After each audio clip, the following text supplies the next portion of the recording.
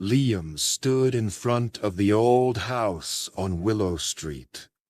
The paint on the walls had almost all fallen away, leaving only gray wood. The windows were dark, and the roof leaned to one side like a tired man. He felt his hands shaking as he held the small metal key. This was his childhood home. For years, Liam had stayed away. He had built a life in another city, far from here. But now, after his father's death, he had no choice. The lawyer had called him and said, "You must come. There are things in the house that belong to you, and there are letters you need to read." The letters. Just the thought of them made Liam's stomach turn.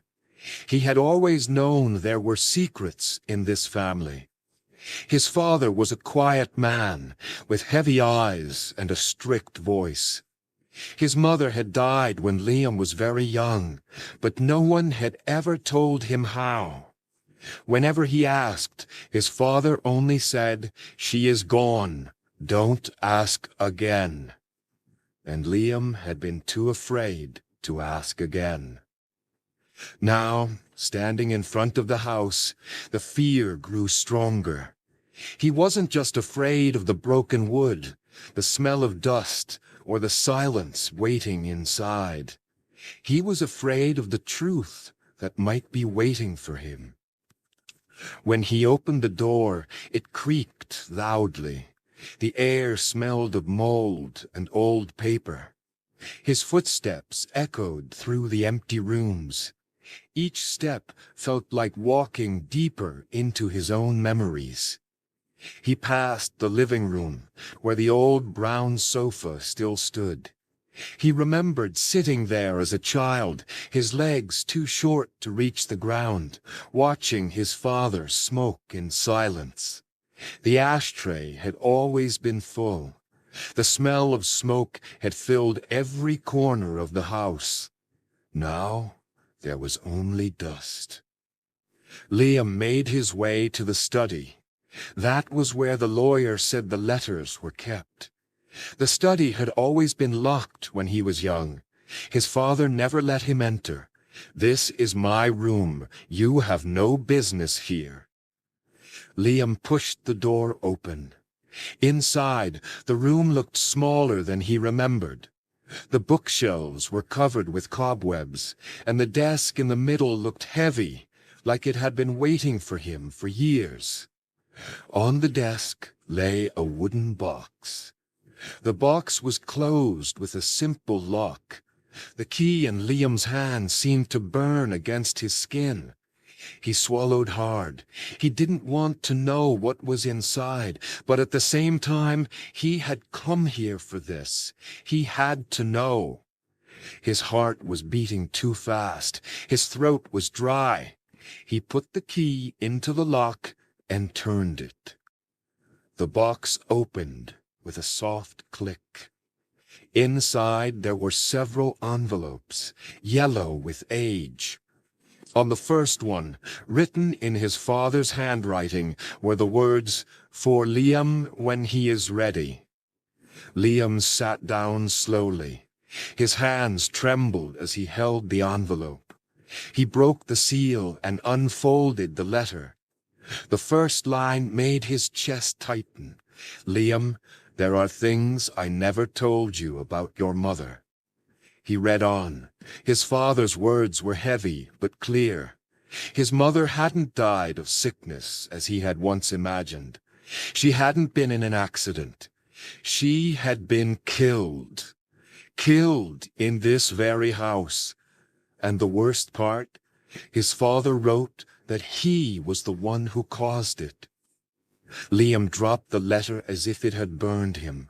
His breath came quickly, his body shaking. He didn't want to believe it, not his father, the man who had raised him, strict but steady, the man who had given him food, clothes, and education.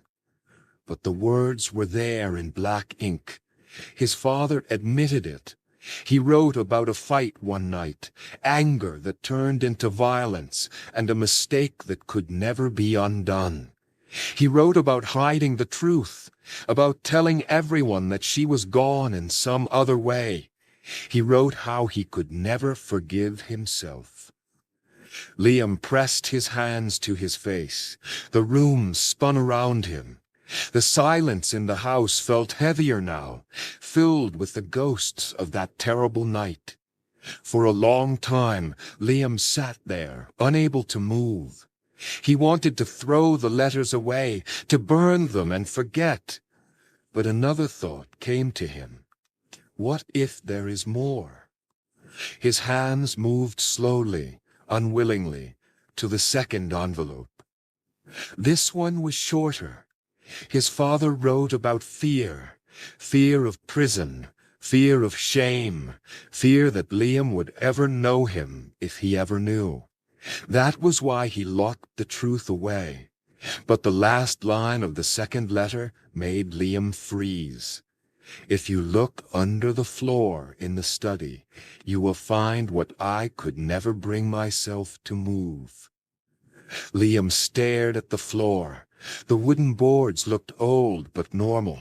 Still, his father's words echoed in his mind. His heart hammered in his chest. He didn't want to know. He didn't want to see. But his body moved anyway. He pulled open a drawer and found an old iron tool.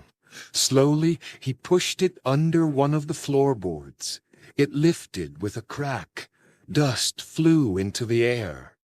Beneath the board was darkness, a small space hidden away.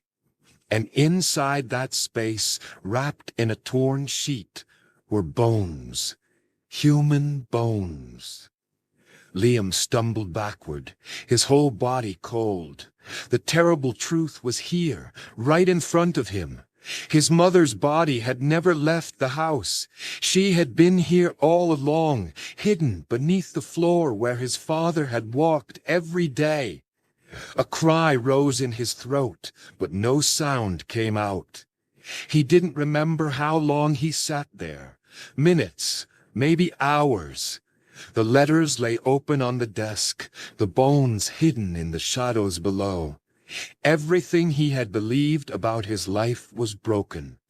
He had loved his father, respected him, feared him.